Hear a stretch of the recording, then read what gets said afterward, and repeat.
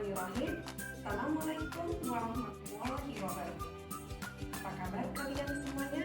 Insya Allah kalian semuanya dalam keadaan sehat dan bahagia ya. Baiklah anak-anak, pada PJJ IPA tema 2 kali ini kita akan belajar tentang adaptasi makhluk hidup dengan lingkungannya. Nah, sebelum kita mulai dengan PJJ hari ini, marilah kita membaca basmalah bersama-sama. Let's say basmalah together. Bismillahirrahmanirrahim. Al-Hajj ayat 5, Allah berfirman yang artinya, dan kamu lihat bumi ini kering, kemudian apabila telah kami turunkan air di atasnya, hiduplah bumi itu dan suburlah dan menumbuhkan berbagai macam tumbuh-tumbuhan yang indah.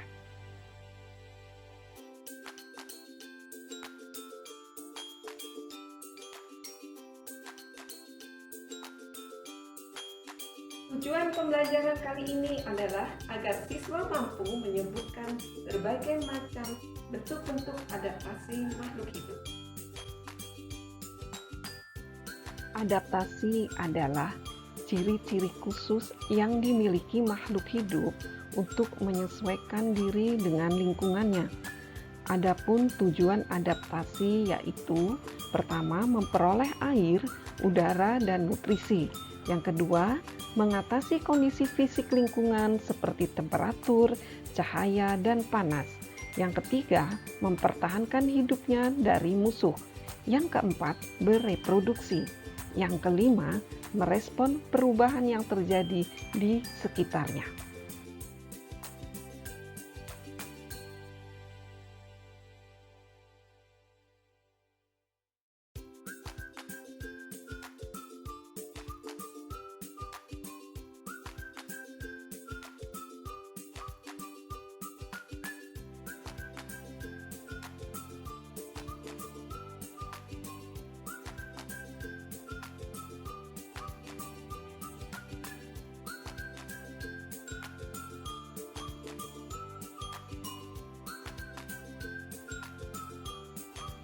Adaptasi ada 3 macam, yaitu adaptasi morfologi, fisiologi, dan tingkah laku.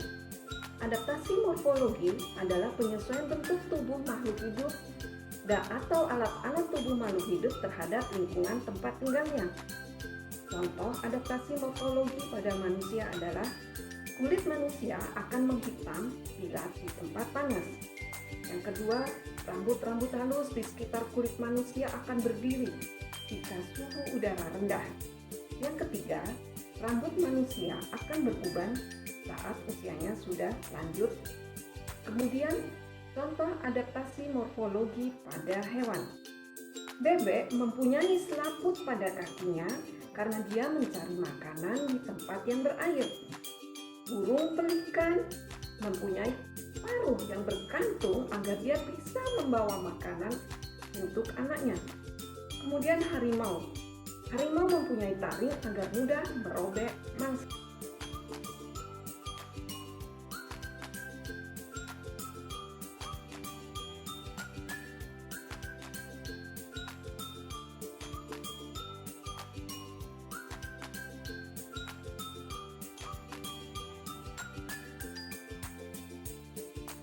Yang kedua, adaptasi fisiologi. Adaptasi fisiologi adalah adaptasi yang meliputi fungsi alat-alat tubuh. Adaptasi ini bisa berupa enzim yang dihasilkan oleh suatu organisme. Adaptasi ini bisa bersifat reversible atau kembali ke kondisi awal. Pantai lebih sedikit dibandingkan orang yang tinggal di daerah pegunungan. Ukuran jantung para atlet rata-rata lebih besar daripada ukuran jantung orang kebanyakan. Pada saat udara dingin, orang cenderung lebih banyak mengeluarkan urin. Mata manusia dapat menyesuaikan dengan intensitas cahaya yang diterimanya. Saat di tempat gelap, maka pupil kita akan membuka lebar. Sebaliknya di tempat yang terang, pupil kita akan menyempit.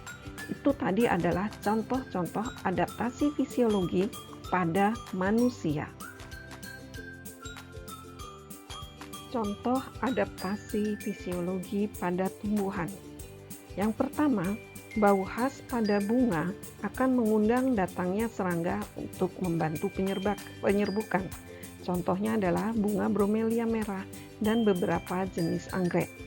Yang kedua, semak asela di Jepang, ilalang, pohon akasia dapat mengeluarkan zat yang bersifat racun bagi hewan herbivora.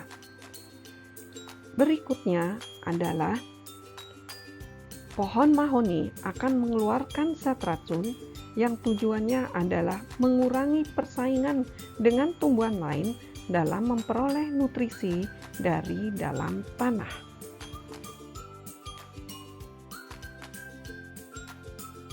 Adaptasi fisiologi pada hewan. Yang pertama adalah hewan ruminansia, yaitu hewan pemamah biak seperti sapi, kambing, dan kerbau. Contoh kedua, kucing. Coba kalian perhatikan kucing. Bila hewan ini berteduh, maka kadar metabolismenya akan direndahkan supaya kadar kehilangan air di dalam badannya semakin berkurang. Contoh berikutnya adalah musang yang akan beradaptasi dengan cara menyemburkan cairan untuk menghindarkan dirinya dari musuh.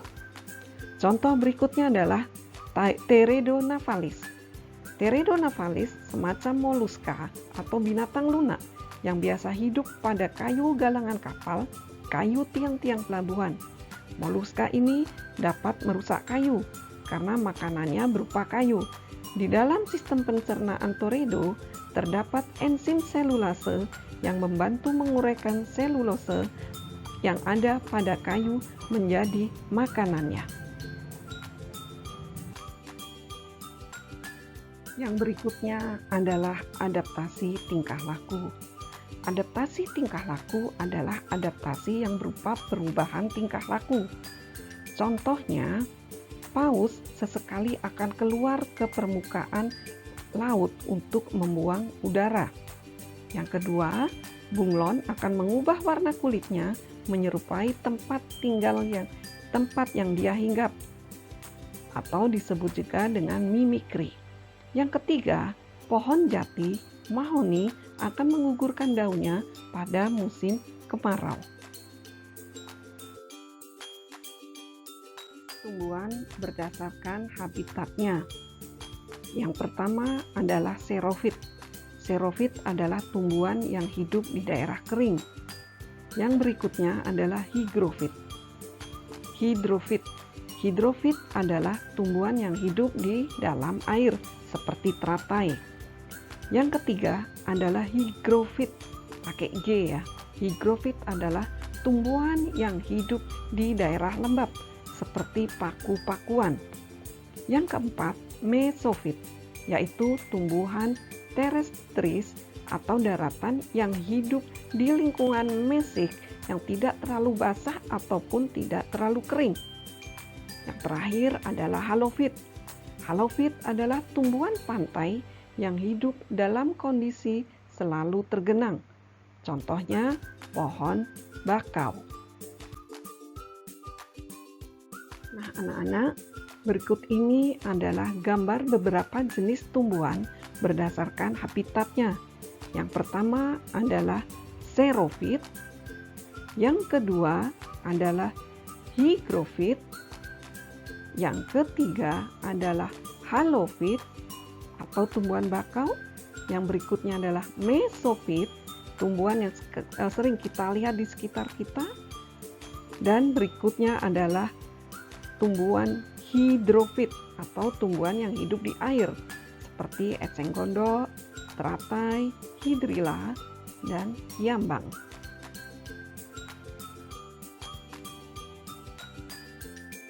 PJJ IPA tema 2 hari ini, teruslah belajar karena hidup adalah berproses dan belajar. Belajar membaca, mendengar, melihat, merasa kejadian di sekitar kita. Mari kita akhiri PJJ hari ini dengan membaca hamdalah. Let's say hamdalah together. Alhamdulillah Hirobbil Alamin. Wassalamualaikum warahmatullahi wabarakatuh. Semangat terindah.